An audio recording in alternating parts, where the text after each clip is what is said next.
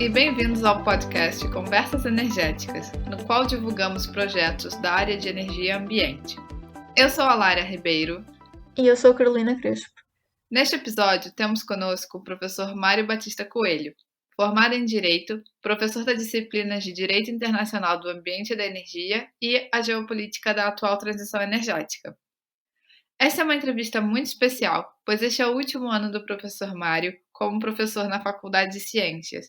E ele veio aqui para partilhar conosco um pouco do seu percurso profissional e para falar sobre o tema que mais se tem envolvido nestes últimos anos, o desenvolvimento de grandes centrais fotovoltaicas com o objetivo de colocar Portugal no mapa mundial da energia solar e contribuir para acelerar a transição energética portuguesa. Professor, muito obrigada por ter aceitado este convite. O professor tem um percurso acadêmico e profissional um pouco diferente da maioria dos nossos professores e, portanto, penso que podemos começar a entrevista falando um pouco sobre o que o fez interessar-se no ambiente e na transição energética. Muito bom dia. Bom dia. A todos, e em particular a vocês as duas. Durante muitos anos eu não tive absolutamente qualquer interesse na área energética. Aliás, todo o período que estive a fazer investigação em universidades estrangeiras, nunca tratei nem de ambiente nem de energia. História, ciência política, sociologia política, há alguns direitos, pouco direitos, como o direito do mar ou o direito do ambiente, e sobretudo questões europeias. Comecei a trabalhar precisamente em questões europeias. Nessa altura eu estava como assessor do Presidente da República, Mário Soares, e era assessor para a integração europeia. A certa altura o Presidente chegou, reuniu os assessores e disse: quem é que quer tratar dessa coisa do ambiente? Isto estamos na pré-história ainda, nos anos 80. Temos que tratar deste assunto, é preciso acompanhá-lo. Há aqui alguém que quer tratar disso? Eu, que já estava saturado de questões de integração europeia, disse imediatamente eu. E comecei a ser o assessor para o ambiente do Presidente da República. Era profundamente ignorante, não sabia de nada de ambiente, nem muito nem pouco. A não ser uma tendência inata, uma empatia por estas questões. Começava e acabava aí. E foi aí que começou, em grande parte, a minha relação com a Universidade de Lisboa e a Faculdade de Ciências. Porque eu, para explicar ao Presidente temáticas ambientais decisivas que dessem o enquadramento a diplomas que chegavam à Presidência para serem promulgados pelo Presidente, eu tinha que lhe explicar a ele qual é o real significado, o enquadramento dessas questões. Mas para isso eu precisava de eu próprio percebê-lo. Então eu fui aprender junto de alguns dos maiores especialistas nacionais nesta matéria e chamava um a um para me explicarem, para eu poder depois explicar eu ao Presidente de forma convicta aquilo que acabava de ter aprendido. Isto durou anos. Ao fim de 15 anos nestas funções, eu quis sair para deixar de dar conselhos e eu próprio fazer qualquer coisa. Mas, entretanto, estive empenhadíssimo na questão do Ano Internacional dos Oceanos, 1998, com a Expo. Ocupou-me quase na íntegra durante 3 anos essa matéria e cheguei ao fim, no ano 2000, e tinha chegado a 2 conclusões. Uma é que não queria mais ser consultor de nada nem de ninguém. Queria ser eu próprio a pôr o pescoço no cepo, arriscar-me em primeira linha e a decidir por mim próprio, certo ou errado. E se for errado, assumir em pleno e exclusivamente eu as consequências desse erro. Isso por um lado. E por outro lado, cheguei a uma conclusão que, no fundo, subjacente às questões ambientais, estão as questões energéticas. E que se elas não fossem resolvidas de forma coerente, eficaz, sustentável, as questões ambientais enquanto tais estavam comprometidas.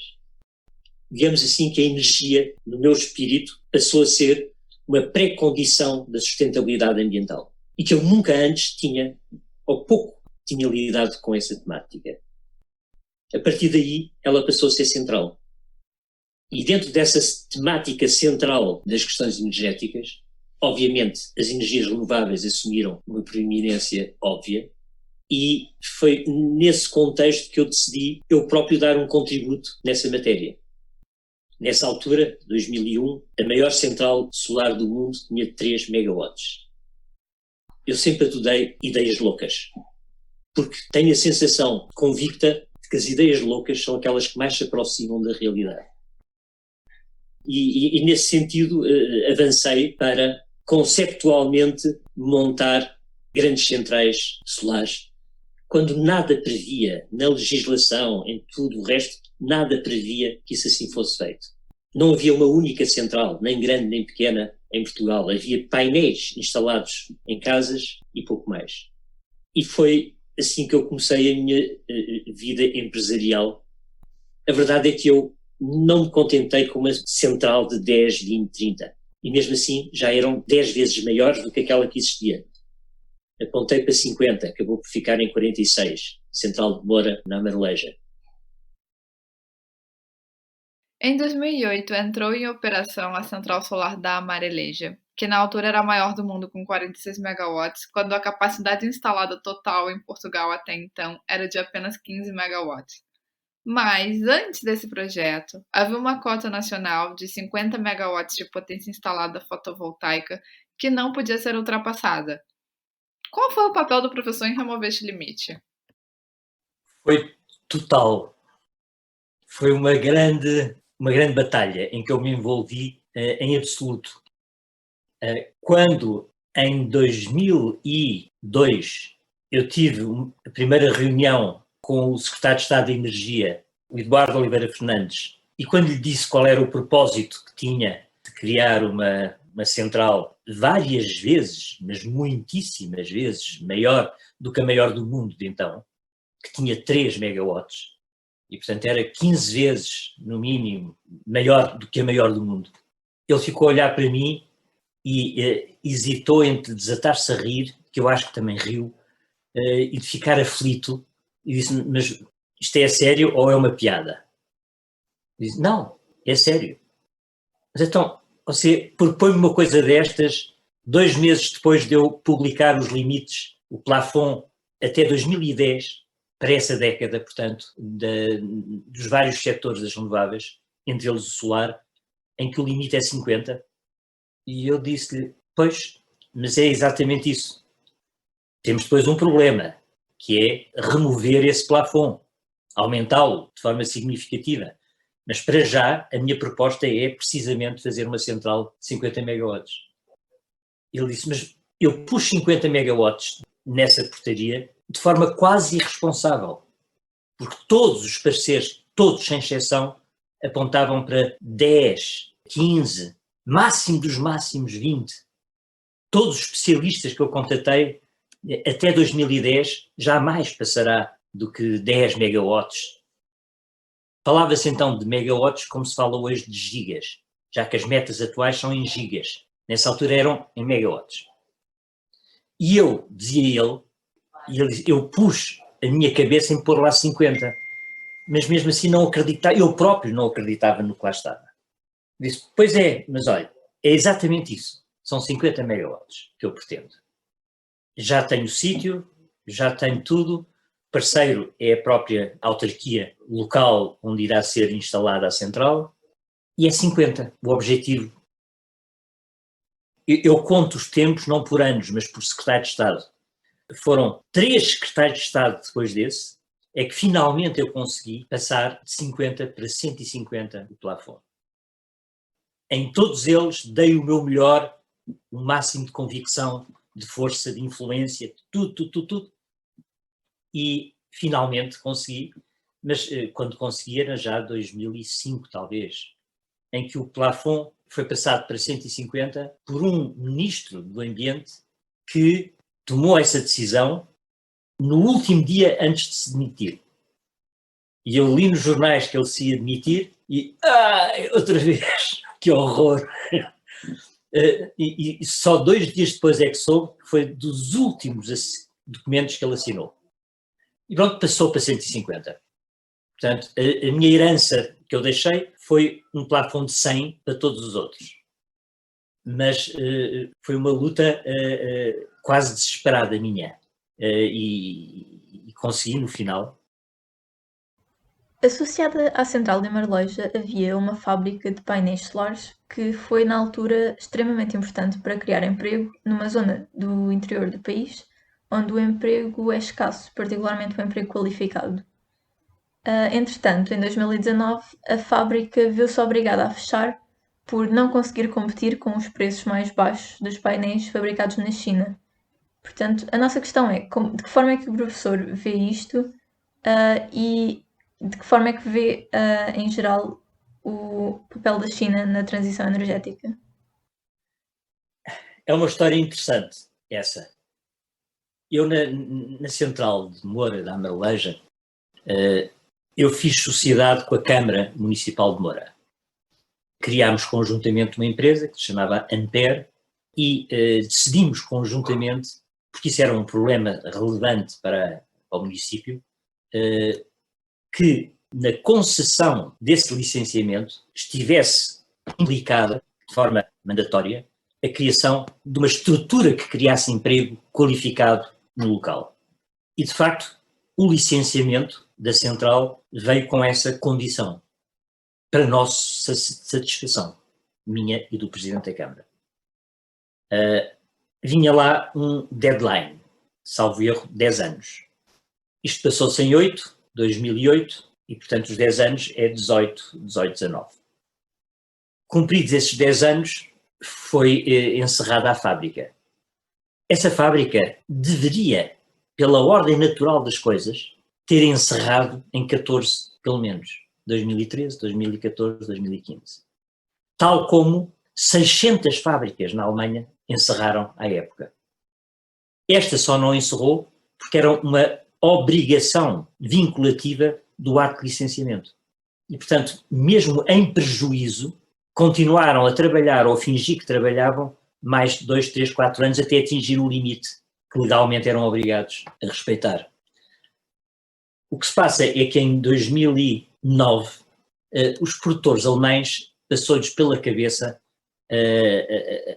absolutamente estúpida ideia de, se já eram líderes mundiais no setor do solar, ainda queriam ser mais líderes, esmagadores, com equipamentos ainda mais baratos, controlando o mundo no solar, até porque esperavam que o solar iria sofrer um boom. E eles queriam estar preparados para esse boom, e com preços ainda mais competitivos. E decidiram, e não foi uma decisão individual, porque foram dezenas os fabricantes que se instalaram na China, para fabricar muito mais barato os seus próprios equipamentos, com as patentes deles, alemães, e com maquinaria enviada da Alemanha. Porque a Alemanha também fabricava a maquinaria de produção de células e painéis. E o que se verificou foi, começaram a ser inauguradas uma após outra unidades fabris de empresas alemãs na China.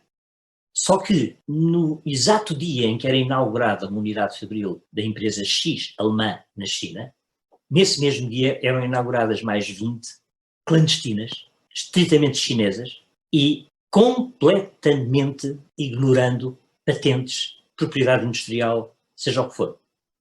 Portanto, eram clonadas. E a situação foi, a esse nível, catastrófica, porque se no primeiro ano não houve grandes problemas porque a qualidade era má, ao fim do segundo ano a qualidade já era medíocre, ao fim do terceiro ano era razoável, ao fim do quarto ano era excelente e passível de ser certificada pela TÜV ou qualquer outra entidade certificadora alemã, e que se devem desatar de rir quando foram chamados para certificar fábricas e equipamentos que eram exatamente iguais àqueles que eles próprios já tinham certificado 2, 3, 4, 5 anos atrás na Alemanha. E o que é estranho é que ninguém denunciou nada, foram certificados na mesma, e a produção ao fim de 2, 3 anos já era tão razoável e quase boa que passaram a dominar o mercado alemão. O governo alemão tinha um sistema de apoio, feed-in tariff, imensamente apetecível. E os alemães usaram esse apoio do Estado alemão, que foi de bilhões, usaram até ao último tostão para comprar equipamento chinês, que era vendido em cada esquina da Alemanha a 1/3 do preço dos equipamentos iguaizinhos a esses, mas produzidos por marcas alemãs, que custavam 3 vezes mais caros. Portanto, durante 2 anos, quase 3, a Alemanha, o Estado alemão, esteve a financiar com bilhões o desenvolvimento da indústria chinesa de painéis solares. Portanto, em 2015, deveria ter fechado a unidade de assemblagem de Amareleja pela lógica corrente das coisas. Se unidades fabris de primeira linha foram à falência, nessa altura na Alemanha e noutros países, a da Amareleja ainda se aguentou mais 3, 4 anos até 19, porque tinham um contrato vinculativo ligado ao ato de licenciamento. Só por isso. Como é que eu vejo esta situação e o papel da China neste processo? Ao mesmo tempo, como diriam os franceses, mon cœur balance. Se por um lado acho indigno esta situação, porque o material que inundou o mundo, agora menos, mas de início, o material chinês era exclusivamente dumping, puro e simples dumping, isto é, venda na exportação abaixo do preço de custo interno. Portanto, na China, esses equipamentos custavam mais do que aquilo que eram vendidos depois da exportação e com os fretes integrados.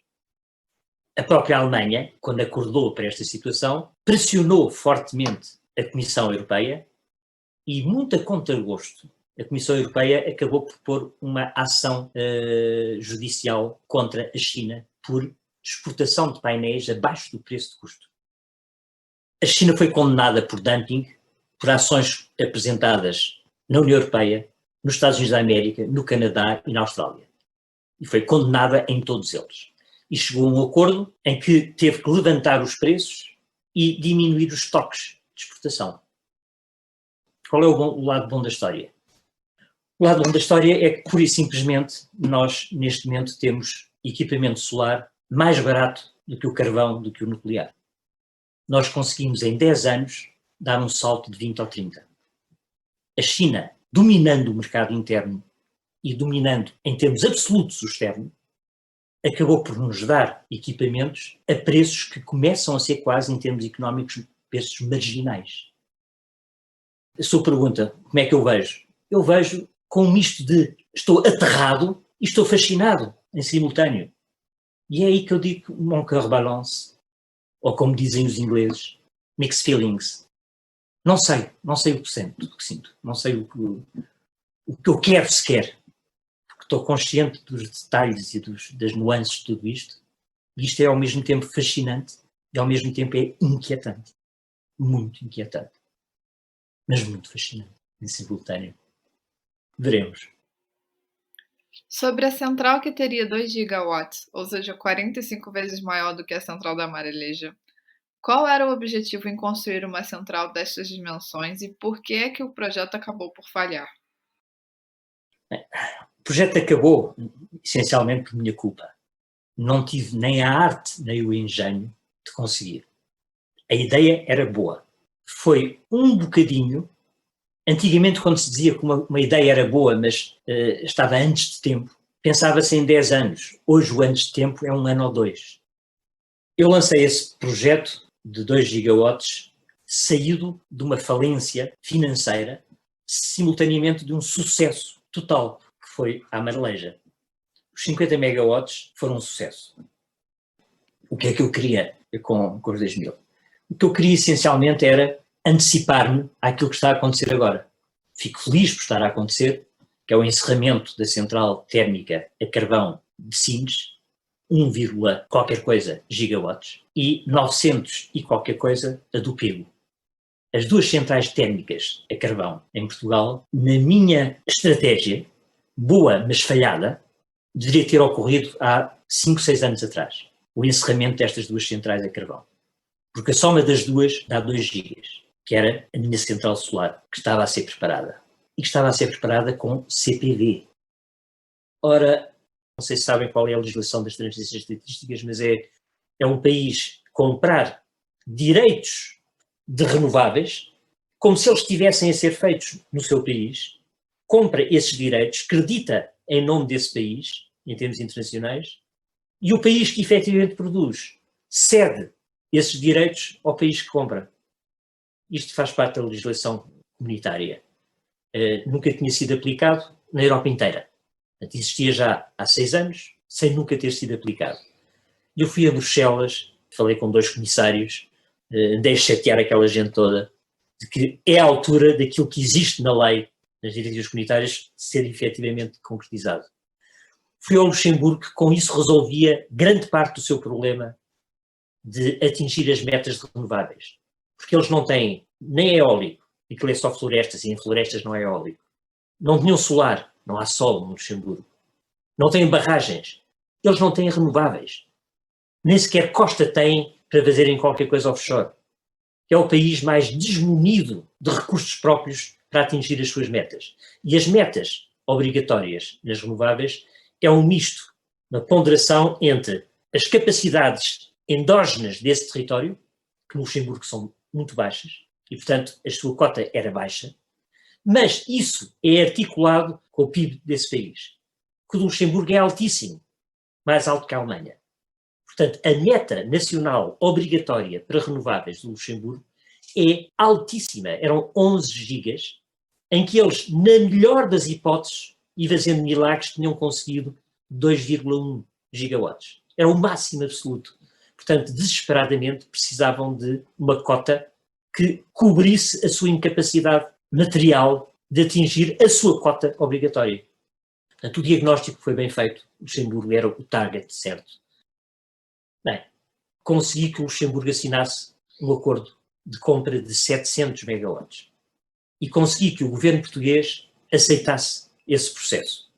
Portanto, isso seria numa central 2 gigawatts, uma parte era integrada, imaginemos 1.300 eram creditados como produção nacional e 700 eram vendidos ao Luxemburgo para que o Luxemburgo pudesse integrar esses 700 como produção sua interna.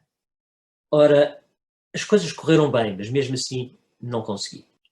Por variedíssimas razões, que não vêm aqui à baila. A verdade é que esse projeto de uma central para transferências estatísticas falhou, assim como falhou os 2 gigawatts, apesar de dezenas de reuniões que eu tive por todo lado. O CEO e mais 4 dirigentes da Spector Lab vieram cá, andaram no Alentejo a ver os terrenos comigo, etc. E a ideia era fazer uma fábrica de células CPV da Spector Lab em Portugal e por aí fora. Bem, os sonhos eram muitos, tudo isso falhou em absoluto. Falhou porque as fábricas de CPV faliram todas, entre 14, 15, começando as dificuldades já antes, em 13, 14, o PV começou a descer a pique. E essa descida a pique não foi possível ser absorvida por todo o setor do CPV. Morreu. Portanto, o que eu queria era substituir as 2 centrais a carvão por uma grande central solar. E não consegui. Mas deu-me um gozo tremendo de tentá-lo. Não deu. Paciência. A seguir surge os 250 megawatts em Eurique. Esses finalmente estão concretizados. E um projeto que tenho em carteira também, que está muito bem encaminhado, mas vai ser ainda longo, de 600 megawatts no norte do Alentejo. Alguns anos depois da construção da central da Marleja, foi construída uma outra, em Eurique, com a mesma potência instalada, mas 1/10 do investimento inicial. Portugal foi, em geral, pioneiro nas renováveis, numa altura em que estas ainda não representavam um investimento de retorno fácil e garantido, como representam hoje em dia.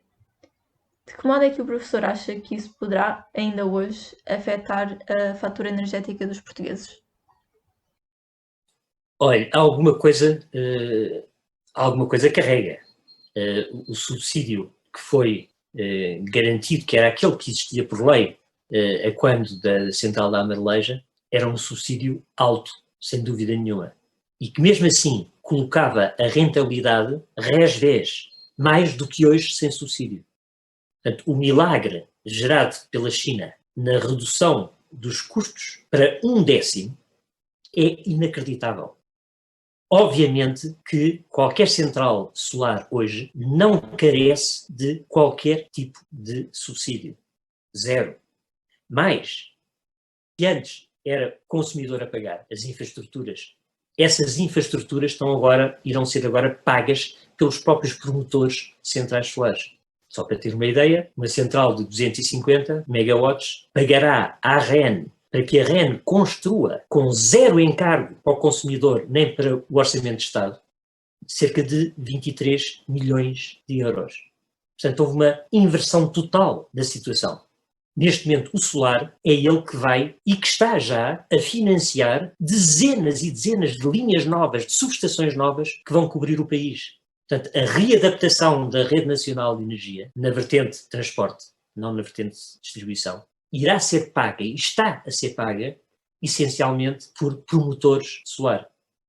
No primeiro round deste novo sistema, foram selecionados 14 promotores. No total, 3,5 gigas. Que esses 14 promotores irão pagar à REN para que ela construa novas linhas, dezenas de novas linhas, de norte a sul do país. Os 2 gigawatts que eu sonhei durante 10 anos substituir por uma única central, está agora a ser redesenhado no terreno, com novas linhas, novas passagens de 150 a 400, novas subestações, que vão trazer essas renováveis até ao Douro, até ao Tejo, pelo interior. Vocês já não se lembram, mas há uns anos atrás houve um curto-circuito com uma cegonha, que foi eletrocutada nessa linha que ia para o Algarve. O Algarve ficou em blackout total, porque todo o Algarve era abastecido por uma única linha. Quando estourou essa linha, o Algarve ficou todo em blackout. Deve haver sempre alternativas de abastecimento, e esta é claramente. Isto é, está-se a fazer, à custa dos promotores, está-se a fazer a montagem da nova rede de transporte de energia nacional, de acordo com as produções renováveis que estão neste momento a emergir. Isto é hoje. Nessa altura, o preço era incomportável. E, portanto, a solução era, ou não há solar, ou é o que em toda a Europa era feito, toda sem exceção, criaram-se subsídios à tarifa para levarem as tecnologias a um ponto de concorrência. Portanto, até serem concorrentes, elas eram subsidiadas. Qual foi o drama em Portugal? É que, por pressões brutais da EDP, no eólico, mesmo quando já não era necessário subsídio à tarifa, não foi interrompido o subsídio à tarifa para novos projetos. Continuou a existir, quando já não era necessário. Portanto, neste momento, qualquer projeto solar é feito com zero subsídio à tarifa. Mas para cá chegar, houve um processo. E esse processo passou na pré-história de tudo isto, nomeadamente pela Central da Amareleja, que tinha subsídio à tarifa, que foram os consumidores, numa percentagem ínfima que seja, mas real, a pagar, mas que foi o preço para termos solar em Portugal. Neste momento, não é necessário qualquer preço para ter solar. Pelo contrário, é o solar que paga os investimentos da rede, que antes seriam, obviamente, o consumidor a custear. Não são. Vão ser feitos pelo próprio produtor. E bem, e muitíssimo bem, que isso foi legislado nesses termos. Portanto, a resposta é sim, foi um encargo para os consumidores, mas já não é. E pelo contrário, agora é o setor do solar que está a devolver aos consumidores aquela parte ínfima, mas real, que eles pagaram durante um tempo. Já é difícil de perceber os subsídios que, por exemplo, o carvão recebeu até o ano passado. Subsídio na compra e no transporte, nos fretes, na descarga nos Porto de Sines, de transporte ferroviário do carvão até às centrais. Tudo é subsidiado no carvão. Por que razão? Para ele arrancar? Mas ele está aí a morrer. O carvão está com 90 anos. Se não morre de morte natural, morre de Covid ou de outra coisa qualquer. Tem 99 anos, tem 109 anos. E os subsídios continuavam a ser pagos pelo Estado. Cá, como em todos os países europeus. O que é uma aberração. Ao mesmo tempo que eram apoiados as renováveis para reduzir a pegada carbónica, ao mesmo tempo estava-se a subsidiar fortemente, com milhões e milhões e milhões, o maior poluidor de todos, que é o carvão. Isso é que é totalmente irracional. O subsidiar uma nova solução tecnológica promissora e subsidiá-la no arranque para que ela se torne competitiva com as outras e consiga subsistir autonomamente. E até, como aconteceu no solar, no futuro vir a pagar infraestruturas da rede, retribuindo ao consumidor aquilo que ele no passado fez, multiplicando isso por x elevado a n. Portanto, as infraestruturas do país estão a ser feitas pelas renováveis e pagas pelas renováveis. E até é justo, porque são em benefício delas. É para que a sua produção tenha um destino adequado. Sabemos que o professor não está ligado à rede elétrica e tem o seu próprio sistema de produção elétrica em casa a partir de painéis solares. O que é que o levou a tomar essa decisão?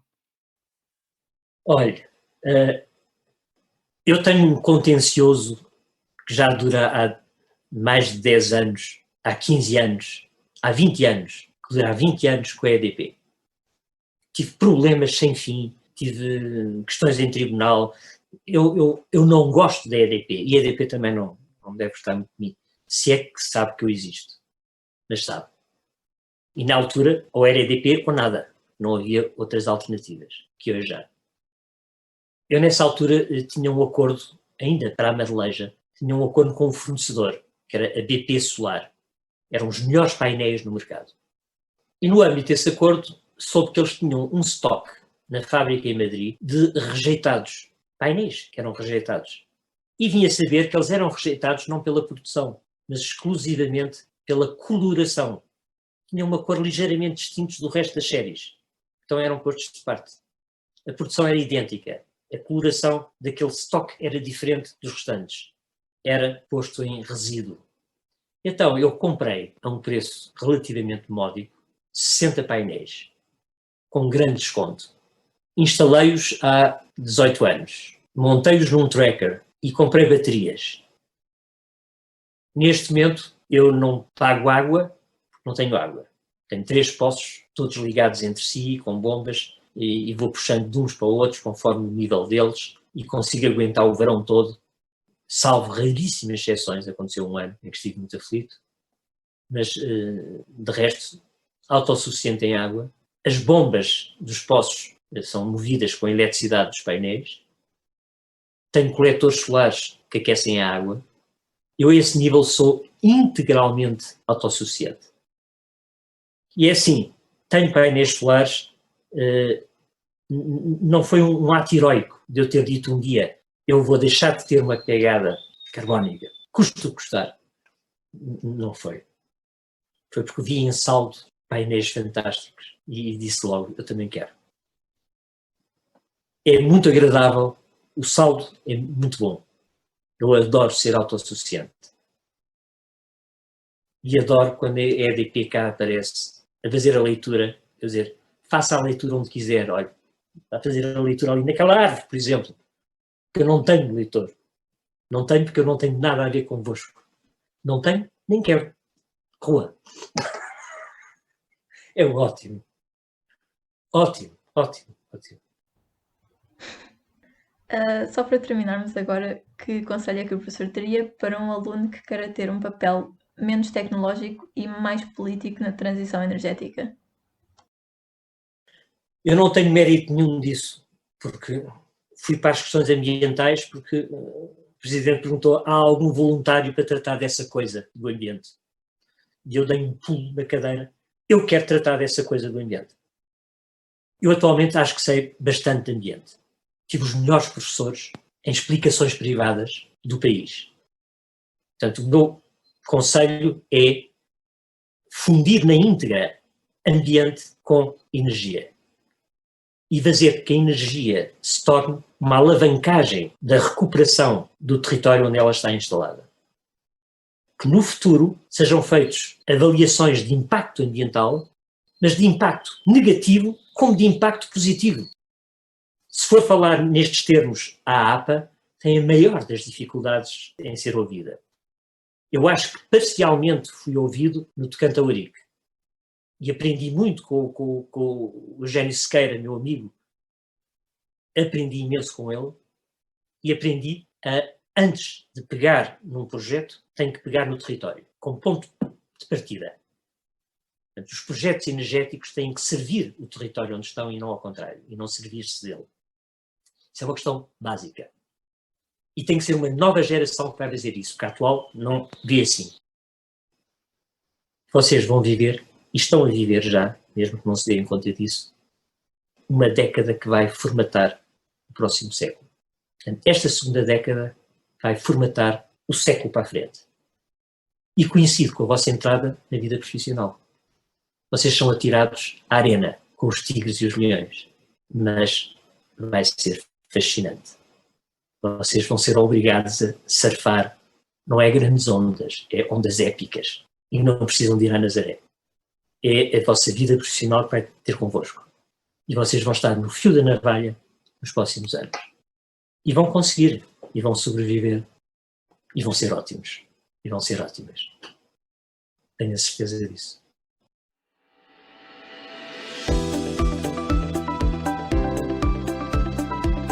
Esta foi a entrevista com o professor Mário Batista Coelho sobre o seu percurso profissional e algumas centrais fotovoltaicas em Portugal.